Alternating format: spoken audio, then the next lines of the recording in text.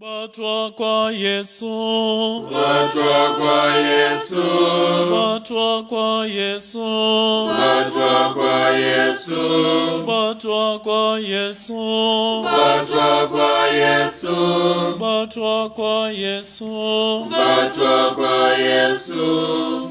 Nomusi uyo Yesu akabuda ondo ya mukamiri kwa kako vake duroni. Kubatwa kwa Yesu, Kwaiva nebindura akashikopinda iye na vadzidzi vake. kubatwa kwa Yesu, Na Yudasi anova ndiye akamusungisa aizivawo nzvimbo iyi. kubatwa kwa Yesu, Nokuti Yesu aiwanza kusanganako na vadzidzi vake. kubatwa kwa Yesu, Naizvozvo Yudasi akapiwa boka ramasoja. kubatwa kwa Yesu, Pamwe namapurisa akatumwa navaprista vakuru navafarisei. kubatwa kwa Yesu, Akandosvikako navo vaine mwenje namajenje nezvombo. kubatwa kwa Yesu, Yesu achiziva zvose zvaakanga zvomuwira akachingurana navo oti, kubatwa kwa Yesu, Ndiani wamurekotsvaga? kubatwa kwa Yesu, ivo ndokupindura voti, kubatwa kwa Yesu, Tirikotsvaga Yesu weNazareta. kubatwa kwa Yesu, Yesu ndokuvati, kubatwa kwa Yesu, Ndeni. kubatwa kwa Yesu, na Yudasi womusungisi wake akanga amirepo pamwe navo. kubatwa kwa Yesu, Yesu zvaakati ndini vakadzoka namakotsi ndokubva vawira pasi. kubatwa kwa Yesu, Iye ndokuvabvunzazve oti, kubatwa kwa Yesu, Ndiani wamurekotsvaga? kubatwa kwa Yesu, ivo ndokuti, kubatwa kwa Yesu, Tirikotsvaga Yesu weNazareta.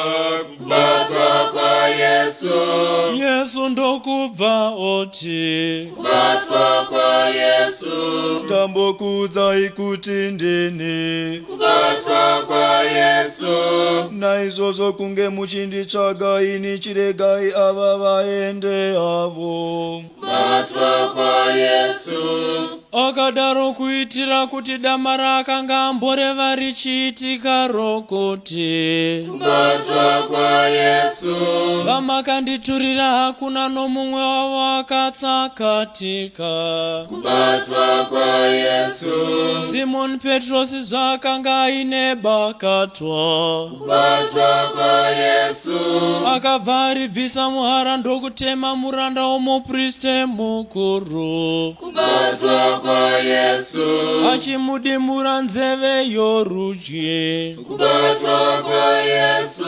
Zita romuranda uyu rainzi Marikosi. kubatwa kwa Yesu, Yesu ndokubva ati kuna Peturosi, kubatwa kwa Yesu, Dzosera bakatwa rako muhara. kubatwa kwa Yesu, Mukombe wandakapiwa naBaba ndochirega kunwa here? kubatwa kwa Yesu, boka ramasoja nomutungamiri waro pamwe namapurisa akatumwa navaYudha. kubatwa kwa Yesu, Vakabva vabata Yesu vomusunga, kubatwa kwa Yesu, vakaenda naye kechiposhi kuna Anasi tezvara waKaifa. kubatwa kwa Yesu, Kaifa ndiye akanga ari mupriste mukuru wegore iro. kubatwa kwa Yesu, Anova ndiye akapa vaYudha zano achiti, kubatwa kwa Yesu, zvingave nani kwamuri kuti munhu mumwe afire vanhu vose. kubatwa kwa Yesu, Zvingave nani kwamuri kuti munhu mumwe afire vanhu vose. kubatwa kwa Yesu.